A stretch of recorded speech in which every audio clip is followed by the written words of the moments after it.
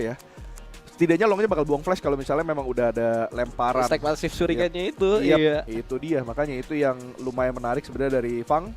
Jadi ya kita lihatlah apa yang akan terjadi juga di match kali ini. Fang is a good choice kalau misalnya bisa di-pick dan kalau misalnya bisa dimainin ya sama Luochen, tapi ternyata enggak. Dari Luochen tetap memilih buat main Lady Sun as expected, Dun sama Lady Sun. Tadi juga gue udah sempet bilang dan ini berarti lainnya yang bakal jadi PR berarti Tolia sama Shangquan-nya ini gue kenapa sekarang semuanya jadi gue pakai jadi G jadi K enggak Shangquan ini Shangquan ya. Kayak nama satu merek biskuit ya. Waduh, iya Shangquan, terus lu juga tadi udah nyebutnya Tolia. Tapi ya gak apa-apa, kita akan lihat dulu dari eksekusinya. Karena yang tadi kita sempat concern juga kayak ketika pick Lady Sun ini diambil, backline-nya ini ancamannya sangat besar. Apalagi ada Ogran yang dipegang sama DQ yang merupakan comfortnya dia juga. Apakah dari Bigetron Sigma bisa untuk mempersamakan kedudukan atau Onyx Esports tunjukin bahwa mereka yang jauh lebih superior? Kita akan masuk di game kedua. Yes, game yang kedua, match yang ketiga di antara Bigetron Sigma versus Onyx Esports. Tapi tadi udah cukup berani ya dari Bigetron Sigma, udah coba buat ngambil Azure Golemnya, tapi ternyata udah ada info juga. Dan sekarang Suja yang tadinya berjalan di arah atas udah coba buat ngambil juga ke arah Azure Golem daripada Bigetron Sigma. Jadi ini benar-benar cuma buat trading aja. Dan sekarang mereka berdua udah mulai coba buat ngambil jungle di area yang berlawanan. Jadi ini namanya vertical jungling kalau kayak gini ya. Iya benar. Karena bukan horizontal lagi, ini udah vertikal.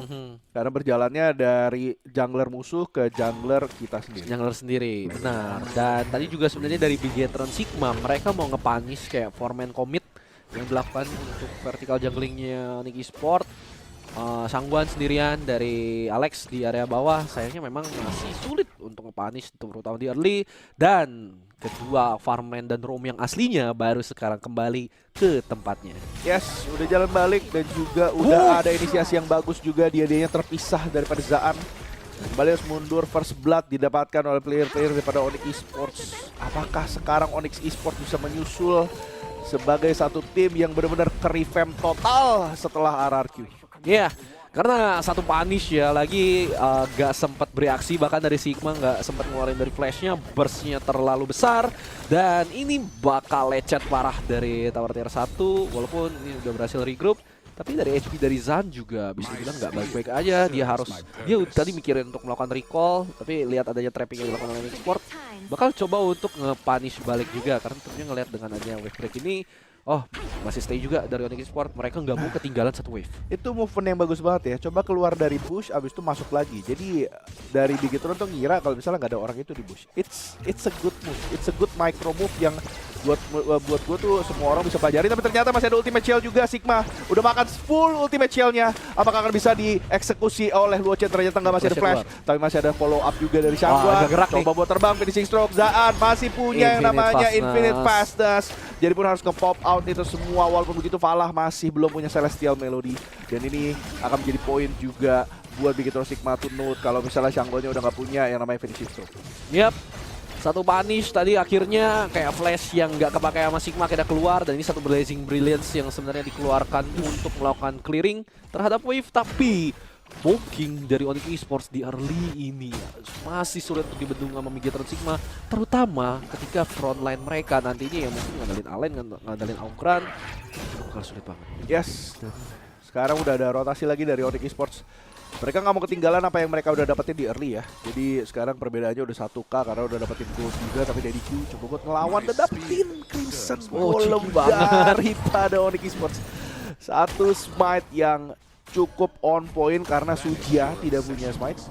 Jadi apakah ini akan masuk juga melawan ke arah Crimson Golemnya player-player daripada Bigetron Sigma. Tapi ternyata Hauka udah ngeluarin daripada Blazing Brilliance dan udah ada juga satu finishing stroke yang udah masuk. Tapi untungnya masih di reset finishing stroke, masih oke. Dun menjadi garda terdepan untuk Onyx Esports. Dan untungnya semua dari Onyx Esports kembali bisa mundur dengan selamat, sehat walafiat.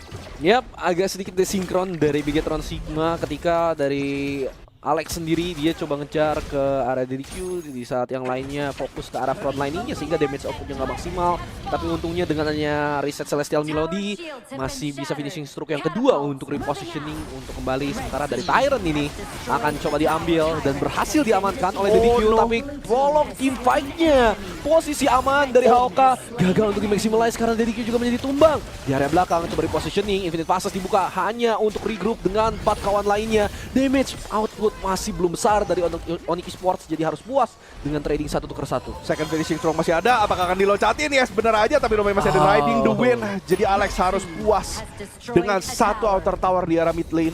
Onyx Esports kembali bisa mendapatkan 1 Azure Golem yang ditukul oleh Tufs. Apakah bisa dapetin? Yes, Tufs memutuskan untuk tidak fight karena ada 4 orang dari Onyx Esports. Bukanlah satu hal yang wise ketika dia nggak punya Death at Sunset.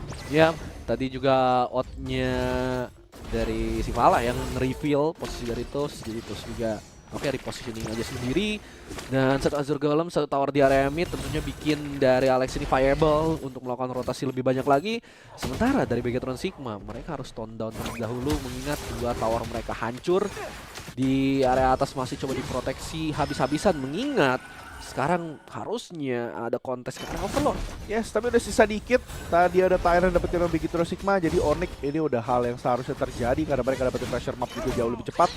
Jadi Overlord harusnya menjadi milik Onyx Esports. Dan sekarang Begatron Sigma udah mulai pressure lagi karena tower di arah Clash lane-nya bahkan akan menjadi makanan gratis saja buat Onyx. Tapi Demigat udah coba bertahan di arah mid lane. Coba santai dulu, masih ada Radiance, DDQ udah ngeluarin Path of Passing dan rupanya masih ada coba usaha terbang finishing stroke dari Alex.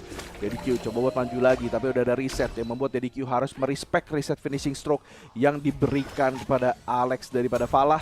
Dan sekarang Luochen udah bisa cicil-cicil 1 inner tower di arah bawah. DDQ masih coba buat maju, Path of Passing, coba buat clearing creep-nya aja, untungnya berhasil. Dan mereka tidak harus memulai fight di arah inner tower mereka sendiri. Iya, si Jing ke area atasnya yang telat direspon sama Begatron Sigma dan tentunya dengan hanya Overlord Vanguard ini akan coba untuk dipush lagi tapi diusir dengan Blazing Brilliance. Terlalu oppositioning sepertinya dari Vala dan 1 persatu tumbang dengan hanya Conductor of Souls. Alex plus Luochen telat untuk melarikan diri dan Begatron Sigma mempunish overstay yang dilakukan oleh Onyx Esports. Yes, perfect counter engage yang dilakukan oleh Begatron Sigma. Mereka coba buat fight bukan di dalam tower mereka, tapi mereka fight di arah jungle dari Azure Golem daripada Begatron Sigma. Dan di situ Onyx Esports tidak bisa kemana-mana karena terlalu banyak terrain yang harus mereka lewatin. Sementara daripada DDQ punya Path of Passing, dia punya yang namanya nge-hack terrain itu dan bisa maju secara lurus lebih cepat. Dan itulah yang membuat player-player daripada Onyx harus mundur dan sekarang udah dimajuin lagi. Demigat coba buat maju tapi masih ada Infinite Fastness dan juga masih ada DDQ yang bisa menumbangkan Demigat di sana. Tapi ternyata ada satu yang terjadi, Ogran dan juga dia harus tumbang dilanjutkan oleh Angela dari BTR Haoka, ditukar hanya dengan Demigat. Wah, kali ini juga punish yang bagus dilakukan oleh Onyx Esports. Kelihatan sepertinya Demigat coba untuk extend, coba untuk inisiasi, tapi langsung bisa di shutdown. Tapi dari Begatron Sigma lupa main damage gear-nya ada Luochen di situ, ada Alex di situ.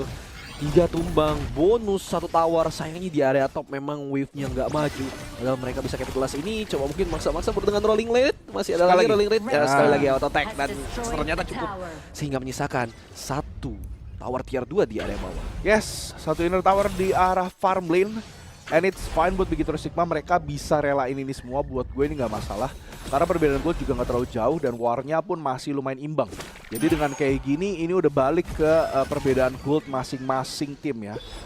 Dari perbedaan gold masing-masing role, apakah mungkin perbedaan gold Luochen dan juga Zaan, kalau misalnya memang terpaut terlalu jauh, ini mungkin baru bisa jadi pembeda buat kedua belah tim. Tapi sekarang ini udah menit ke-8 dan masih ada Tyrant juga yang kebuka, belum upgraded.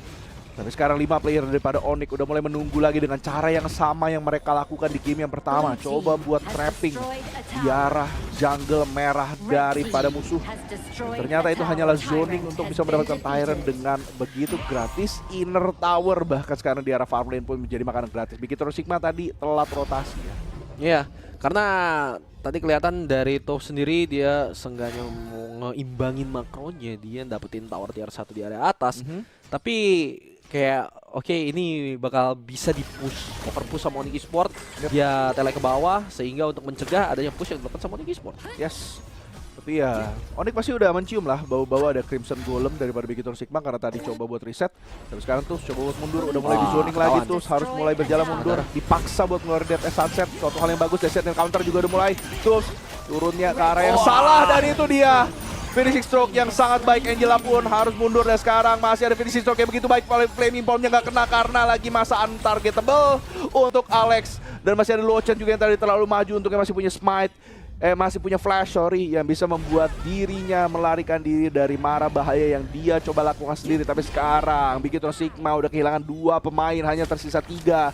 Apakah Onyx Esports bisa melawan dan juga bisa memukul mundur player-player daripada BTR Sigma?